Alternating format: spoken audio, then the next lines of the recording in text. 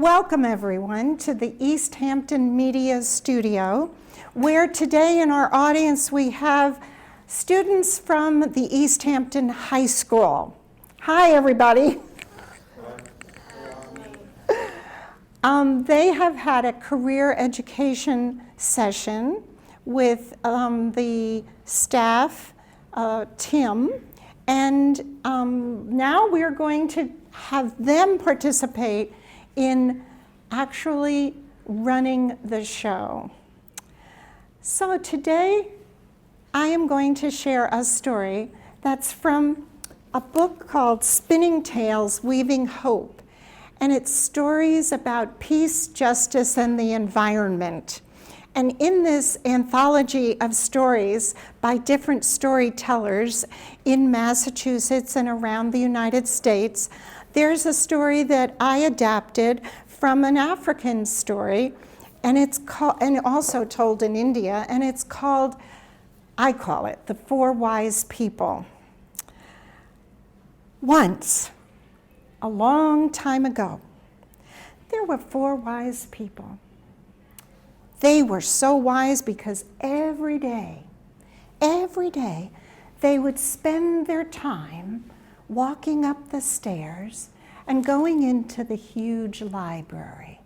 Now, these were the days when all the books were handwritten.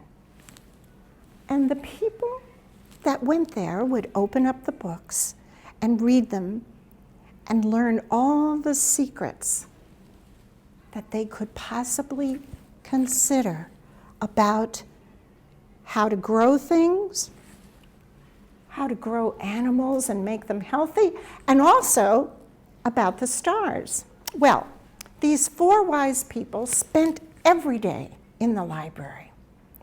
But the fourth wise person was a little bit different, because the fourth wise person every day would go out and would ask, as there were farmers in the field, or there were farmers and ranchers with animals, would ask, how do you grow your crops to be so wonderfully prolific? And would learn the secrets of agriculture that way, could see what really worked for those farmers. And the same with the animals.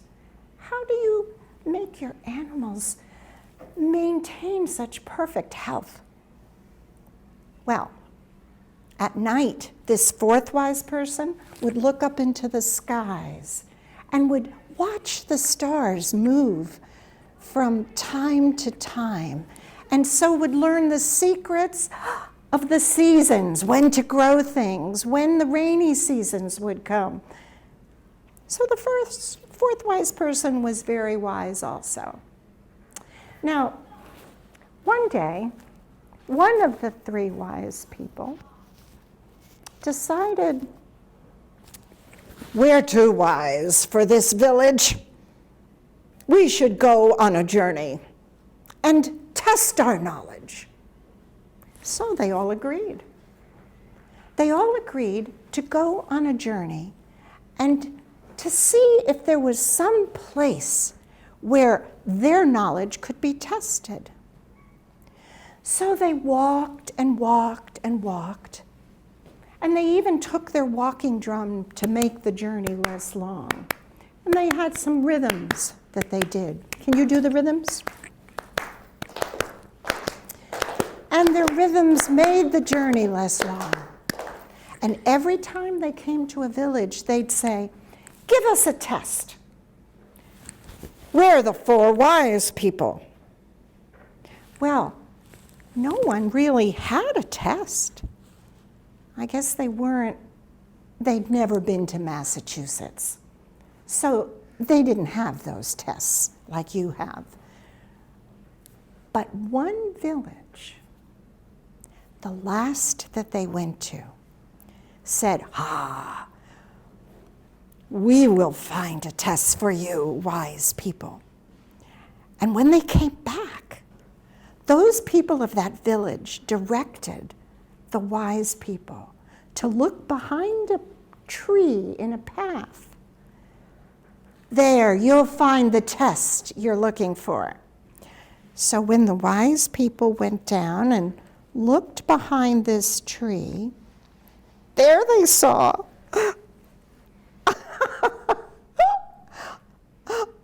a pile of bones. Oh, no! Well, the second wise person thought this was perfect. Bones? Why, that's very simple to solve. That's no test at all. With my knowledge of kinesiology and anatomy, oh, we shall put this test together right quick. And so that second wise person began to pick up the bones and handle them. Some bones were very long and had bulbs on the end. Oh, that wise person knew that was called what? What was that bone called? The femur bone. Right, the thigh bone. And so that wise person put it down and found several of those types of bones. Then there were littler bones, thinner bones with little bulbs on the end. And those were other bones that went into the legs of this creature. This is easy. Then that second wise person showed the others, these are curved bones. Those are so simple. We shall put them together in order. We shall get them right in their proper sequence. And those were the what? Rib bones. And then there was some very huge bones. One that looked like it went on the top of some very little bones that kind of hooked in together and looked like they went from small to big and were very, very long. And those were the what? Vertebrae. Yes, they were the vertebrae.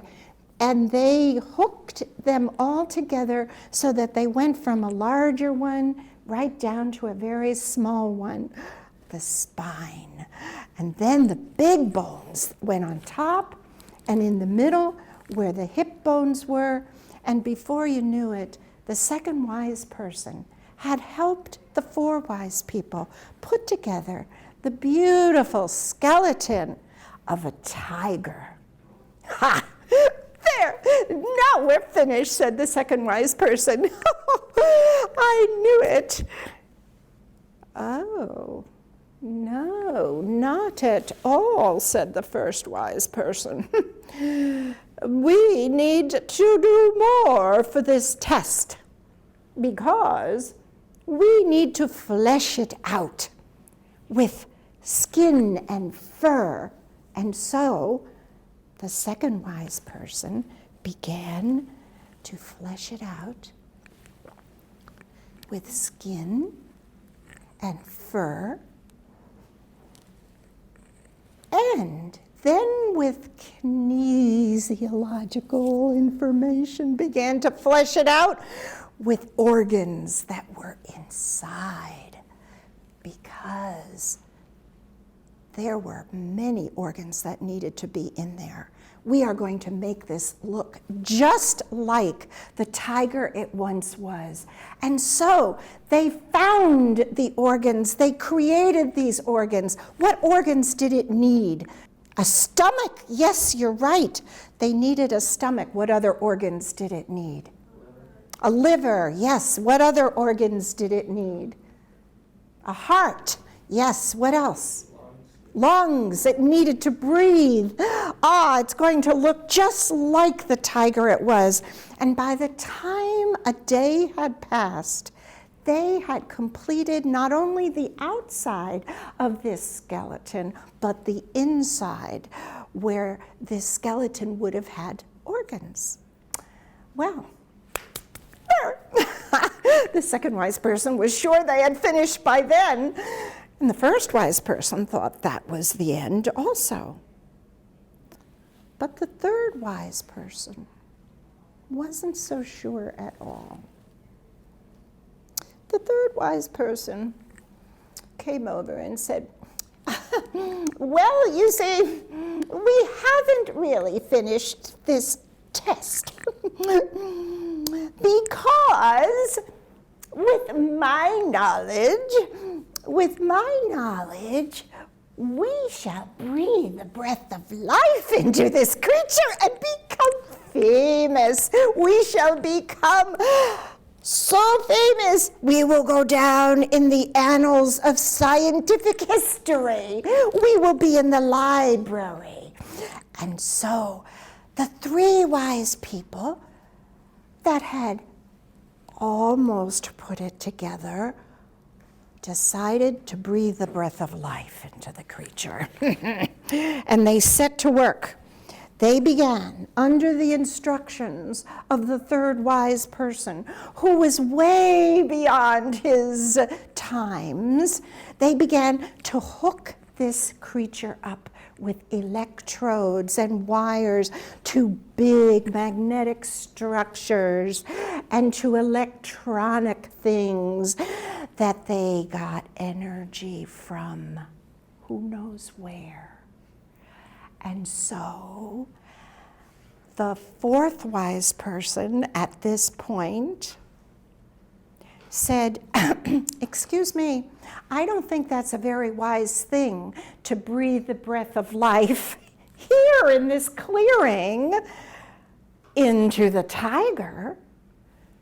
And the other three wise people said, well, of course, we're going to go down into the annals of scientific history.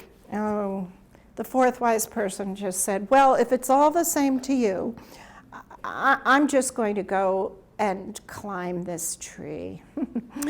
And I'll wait for you up there. And so the fourth wise person climbed the tree, thinking that's not a very wise thing they're doing, climbed up the tree, went out on a branch, and just kind of sat on one branch and hung over that little scene and watched. And while the fourth wise person was up there watching, down on the ground, the third wise person, with the help of the second, pushed that lever. And the lever made an amazing sound. It was like electric magnetic energy. And it was a, ooh, can you make that sound? Ooh.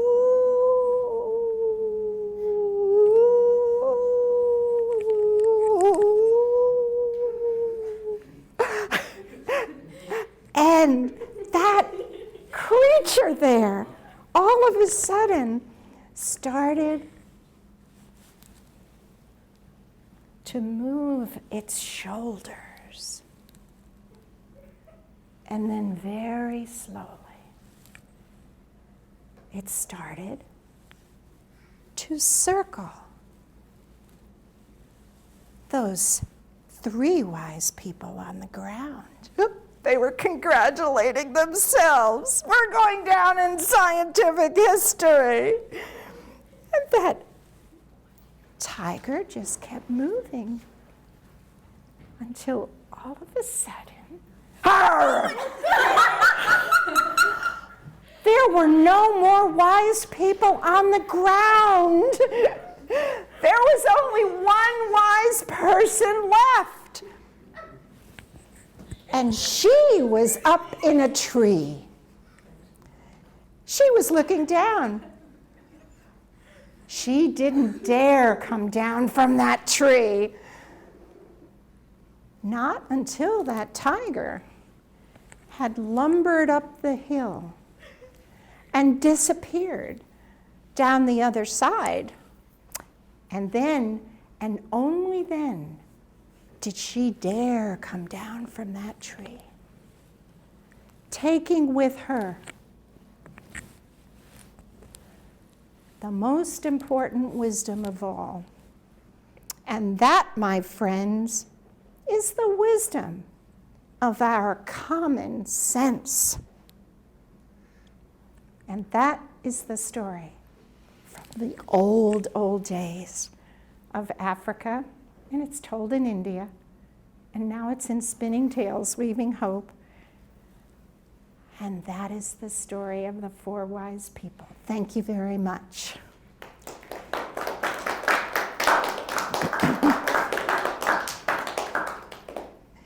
Thank you. And I wanted to say that this story has some kind of metaphorical application to today's world. So if we think of this as an analogy, the tiger was to the 3 wise people as what is to us. Now think about the analogy, okay? What did the tiger do to the 3 wise people? Slayed them. Slayed them. Yes, slayed them. How else could you say it? What else did they do, that tiger do to the 3 wise people? Ate them. Slayed them, ate them, whatever words you want to use. Those 3 wise people on the ground were destroyed, right? There were no more wise people on the ground. Okay, what could do the same to us? Now, let's think again about the first part of that analogy. The tiger destroyed, ate, slayed the 3 wise people. What did the 3 wise or the 4 wise people do for the tiger? Put it together. And not only put it together, what else did it do? Yes. Brought it back to life. So one was destruction and one was creation, right? Now what would be the same to, if I had the second part of the analogy, be what is to us? So what do we create that could destroy us if we didn't think about common sense? Yes? Building a supercomputer, connecting it to the internet, and allowing it enough power to cause the singularity. Okay, a singularity when robots can program themselves. Okay, what else do we create? Yes? That nuclear bomb. A nuclear bomb, of course. If we don't think ahead about ways to avoid the devastation of a nuclear bomb, that takes a lot of common sense and knowledge, doesn't it? Right. Now, the 3 wise people on the ground had the knowledge, but it looks like they didn't have the common sense, when they brought it to life, in a clearing. Okay, the 4th wise person got up in the tree. So what else, one more, what else do we create that could destroy us if we don't use our common sense?